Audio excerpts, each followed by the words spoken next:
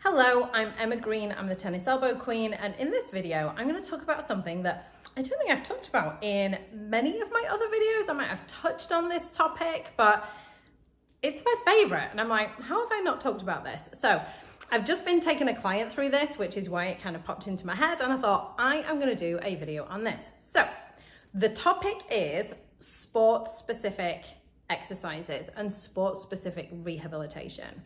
So many of the clients who come to see me with tennis elbow, a lot of them play tennis, or it can be pickleball, maybe it's golf.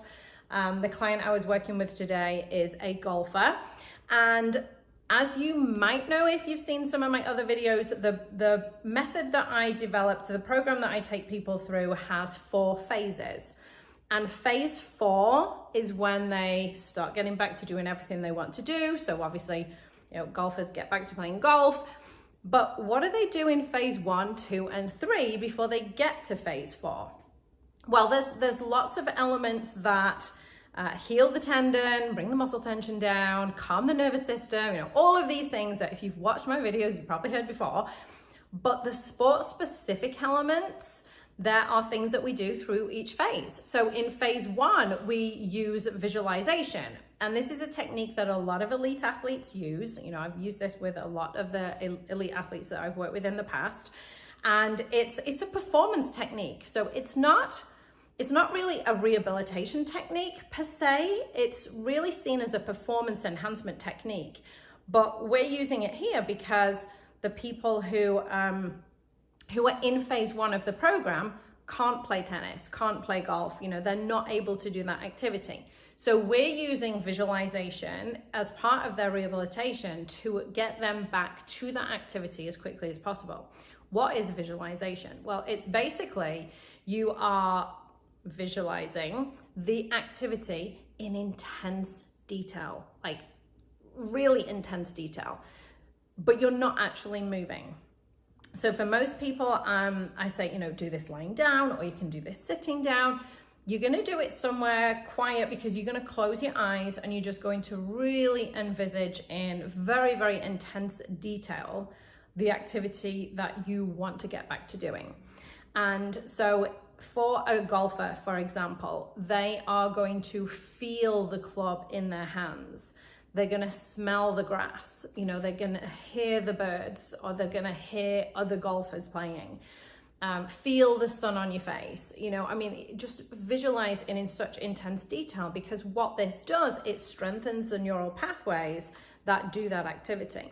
So you're going to imagine making that perfect shot. Imagine how it feels for your body to do that, what you feel, what you hear, what you see, what you smell as you're doing that perfect shot.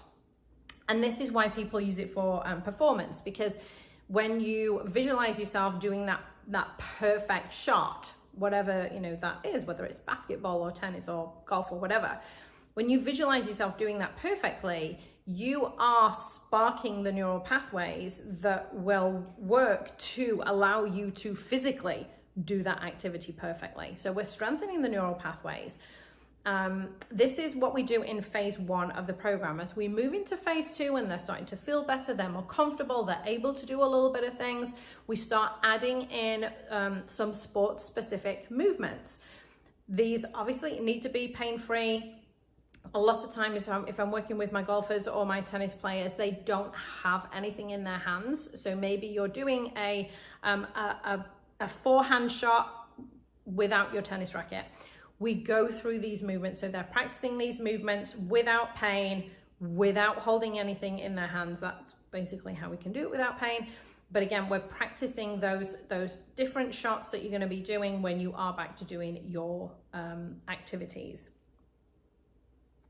When we are moving into phase 3, so this is where they've started doing the eccentric loading that's healing the tendon, they're starting to feel better. With the eccentric loading, as the weight goes up, the symptoms come down, so they're able to do a little bit more. We're able to progress into doing more of the sport-specific movements now, holding on to something. So you can do that tennis forehand shot holding on to the racket, or you are going to practice doing your golf swings holding on to the clubs. And obviously we would slowly increase the intensity of these different movements. but it's adding in that additional tactile element because you are now holding onto the club or the racket, and you're practicing the shots that you're going to do. Now, this is still no impact. There's still no ball here. We're still not having that element in, but you're doing the movements and being comfortable. This is not about practicing it and like, oh, I feel it a little bit. No, if you feel it, you're not ready for that stage yet. So always being comfortable when you're doing these things. When you're able to do those shots comfortably at full speed, you can do every shot that you need to do, then we can start adding in a ball. For both tennis and golf, we always start with a wiffle ball, you know, those sort of like little plastic balls with the holes in them, you know, very, very light, so that we're minimizing the impact that we're adding in. And then you kind of progress, you know, maybe it's a kid's ball, maybe it's a kid's tennis ball, maybe it's a, you know, kind of like progress it up so that it's easy progressing to what you're actually going to be using. And then obviously as they continue with that other rehab elements, it's allowing them to strengthen more. It's allowing them to, become pain-free. Once you've been pain-free for an entire week, then we can start getting back into doing the things that you want to do.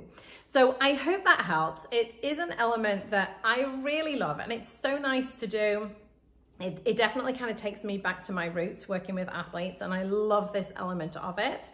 And it's a really important element. You know, you want to get back to playing golf, you got to rehab getting back to playing golf. So it's not just going to be it's not a switch that you've turned it off, you've not played for 6 months, and then you just turn it back on again. You know, you're going to struggle to do that. So ensure there is an element of sport specific exercises within your rehab. And if you have any questions about this, obviously you can reach out to me. Please feel free to reach out if any questions do come up.